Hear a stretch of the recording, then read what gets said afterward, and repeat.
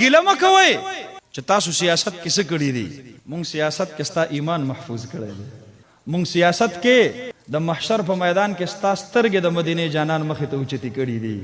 نن چې د پاکستان 21 کروڑ مسلمانان د نادران شناختی کارت اخلي او نادرا کې ورله فارم ورکوي دا ډکا او دې راشي او الته دې حلفیه بیان کوي.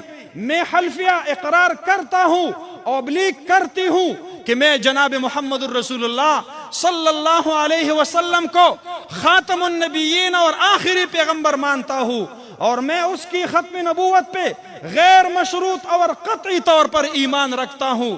میں اس کے بعد کسی کو کسی قسم کا کوئی نبی نہیں مانتا اور نہ میں کسی جھوٹے مدعی نبوت کو داعی مصلح یا مبلغ مانتا ہوں. او التدے تعلیم یافتہ وی دستخط اکی او یاد 4 صدی زمیندار وی او گوتا ولګی دکو په خپل سالم عمر